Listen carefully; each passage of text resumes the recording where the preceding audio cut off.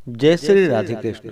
आप सभी का आपके अपने YouTube channel BK Mishra present में बहुत बहुत स्वागत है।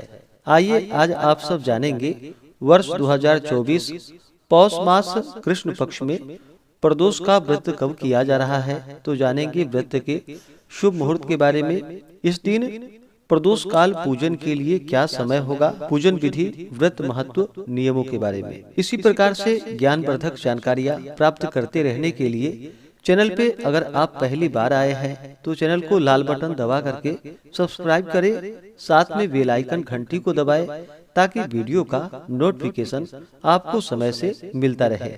वीडियो को लाइक करें, कमेंट में भगवान भोलेनाथ की जय जरूर लिखें। प्रत्येक माह के कृष्ण पक्ष और शुक्ल पक्ष की त्रयोदशी तिथि के दिन जब भी प्रदोष काल का समय प्राप्त होता है, उस दिन प्रदोष व्रत को धारण किया जाता है। प्रदोष का व्रत भगवान शिव जी को अति प्रिय होता है और जिस दिन भी प्रदोष का व्रत पड़ता है उस दिन के नाम से इसे जाना जाता है और उस दिन के प्रदोष व्रत का अपना विशेष महत्व माना गया है। जो भी भक्त सच्ची श्रद्धा के साथ, नियम और निष्ठा के साथ प्रदोष का व्रत करते हैं, इस दिन भगवान शिव जी का पूजन करते हैं। इस व्रत के प्रभाव से 100 गायों को दान करने के बराबर पुण्य फलों की प्राप्ति होती है। प्रदोष का व्रत अगर रविवार के दिन पड़ता है तो इसे धारण करने से आयु तथा आरोग्यता की प्राप्ति होती है।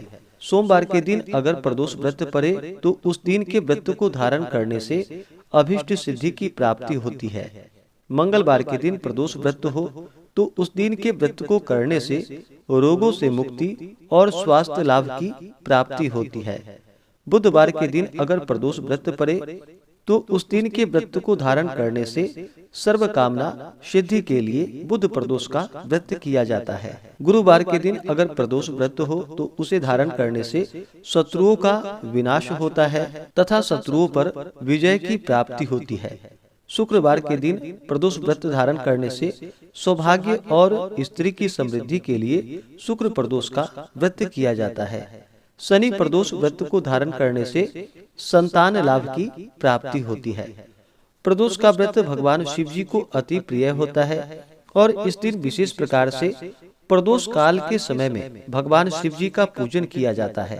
प्रदोष काल का समय सूर्यास्त से 1 घंटे पहले और 1 घंटे बाद तक के बीच का जो समय होता है, इसी दौरान भगवान शिव जी का जो कि विशेष प्रकार से पूजन करना चाहिए। इस बार पौष मास कृष्ण पक्ष वर्ष 2024 त्रयोदशी तिथि प्रारंभ समय 8 जनवरी 2024 दिन सोमवार रात्रि 12:01 और त्रयोदशी तिथि की जो समाप्ति है वह 9 जनवरी 2024 दिन मंगलवार रात्रि 10:26 पे त्रयोदशी तिथि की समाप्ति है।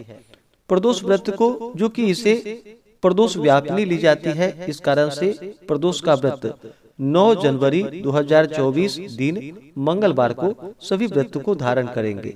जब भी मंगलवार के दिन प्रदोष का व्रत पड़ता है तो उस दिन के व्रत को धारण करने से रोगों से मुक्ति और स्वास्थ्य लाभ की प्राप्ति होती है। 9 जनवरी दिन मंगलवार को सूर्योदय का जो समय है वह समय सुबह 6:45 और सूर्यास्त शाम 5:24।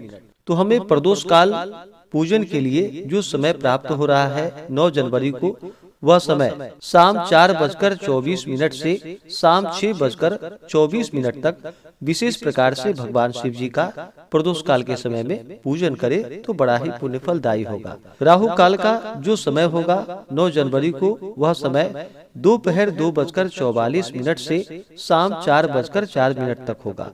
9 जनवरी को योग वृद्धि योग रात्रि 12:10 तक होगा। उसके बाद ध्रुव योग नक्षत्र जो कि ज्येष्ठा नक्षत्र रात्रि 9:11 तक होगा। उसके बाद मूल नक्षत्र ब्रह्म मुहूर्त का जो समय होगा वह समय सुबह 5:27 से सुबह 6:21 तक। तो जो भी प्रदोष का व्रत धारण करने वाले हैं सभी 9 जनवरी 2024 दिन मंगलवार को प्रदोष व्रत को धारण करेंगे। प्रदोष व्रत के दिन विशेष प्रकार से भगवान शिव जी का, साथ में शिव परिवार का, और मंगलवार के दिन प्रदोष का व्रत है तो इस दिन हनुमान जी का पूजन करे तो बड़ा ही पुण्य फलदायी होगा। प्रदोष व्रत के दिन चाहिए कि इस दिन सुबह उठ करके नित्य क्रियाओं से निवृत्त होकर के गंगा नदी में या घर के नहाने के पानी में ही थोड़ा सा गंगा जल मिला करके स्नान करे, शुद्ध वस्त्र धारण करके व्रत का संकल्प ले भगवान शिव जी से प्रार्थना करनी चाहिए कि हे भगवान भोलेनाथ, आज मैं प्रदोष का व्रत धारण करने जा रहा हूँ या करने जा रही हूँ। इस प्रकार से भगवान से प्रार्थना करें कि यह व्रत मेरा निर्विघ्न पूरा हो, हमें पुण्य फलों की प्राप्ति हो। आपके मन में जो भी इच्छा हो, जो भी कामना हो, वह भगवान शिव जी से कहें। और इस दिन जो कि दिन रात्रि उपवास रहते हुए व्रत को धारण करें। जो उपवास नहीं रह पाते हैं, जिनका स्वास्थ्य सही ना हो, तो आप एक समय फलाहार ग्रहण करके व्रत को धारण करें। इस दिन जो कि अन्न ग्रहण नहीं करनी चाहिए, इस बात का ध्यान रखें। और इस दिन भगवान शिव जी का जो कि सुबह के वक्त और विशेष प्रकार से शाम के समय में, प्रदोष काल के समय में भगवान शिव जी का पूरे विधि विधान के साथ पूजन करना चाहिए। जब भी भगवान भोलेनाथ का पूजन करते हैं तो साथ में शिव परिवार का भी पूजन करना चाहिए।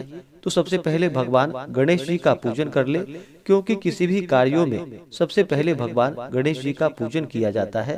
तो पहले भगवान गणेश जी का पूजन करें, उसके बाद फिर नंदी, श्रृंगी, भृंगी, कीर्तमुख, कुबेर, कार्तिकेय आदि का पूजन करे, हनुमान जी का पूजन करे और फिर भगवान भोलेनाथ और माता पार्वती का पूजन करे। इस दिन भगवान शिव जी का जल से अभिषेक करे, पंचामृत से अभिषेक करे, शुद्ध गंगा जल से अभिषेक करे, भगवान भोलेनाथ को सफेद वस्त्र चढ़ाए, यज्ञोपवीत अर्पित करे, फिर अक्षत, चंदन, पुष्पों की माला अर्पित करे, बिलपत्र, भांग, धतूरा, शमी पत्र चढ़ाए, तुलसी की मंजरी चढ़ाए, फिर धूप और दीप दिखाए, अनेक प्रकार का नैवेद्य अपने श्रद्धा भक्ति भाव के साथ भगवान को अर्पित करे। नैवेद्य में आप चाहे तो ऋतु फल भगवान को अर्पित करे। इस मौसम में जो भी ऋतु फल मिल पाए या दूध से बने हुए वस्तुओं का भगवान शिव जी को भोग लगाए। उसके बाद फिर जल से आचमनी करवाएं, द्रव्य दक्षिणा चढ़ाएं, मुख शुद्धि के लिए पान पत्र, सुपारी, लौंग, इलायची के साथ में अर्पित करे। इसी प्रकार से माता पार्वती का जल से अभिषेक करे, पंचामृत से अभिषेक करे, शुद्ध गंगा जल से अभिषेक करे, माता को लाल वस्त्र चढ़ाए, श्रृंगार की वस्तुएं अर्पित करे, फिर अक्षत, चंदन, पुष्पों की माला अर्पित करे।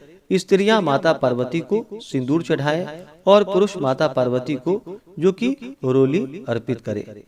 फिर धूप और दीप दिखाएं, अनेक प्रकार का नैवेद्य आदि माता को अर्पित करे, जल से आचमनी करवाएं, द्रव्य दक्षिणा चढ़ाएं, मुख शुद्धि के लिए पान पत्र, सुपारी, लौंग, इलायची के साथ में अर्पित करे। इसके बाद फिर प्रदोष व्रत का कथा श्रवण करना चाहिए। प्रदोष व्रत के दिन शिव चालीसा आदि का पाठ करना चाहिए या श्रवण करना चाहिए, या भगवान शिव जी के स्तोत्रों का पाठ या श्रवण करना चाहिए।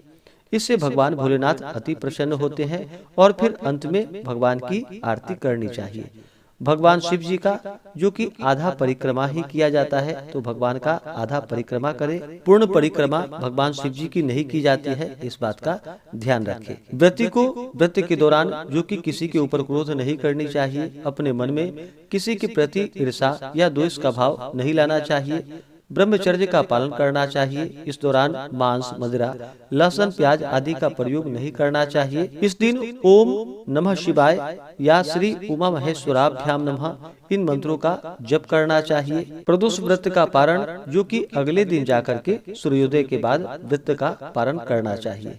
इससे भगवान शिव जी अपने भक्तों पर अति प्रसन्न होते हैं, अपने भक्तों के दुखों को दूर कर देते हैं तथा सुख और समृद्धि का आशीर्वाद प्रदान करते हैं।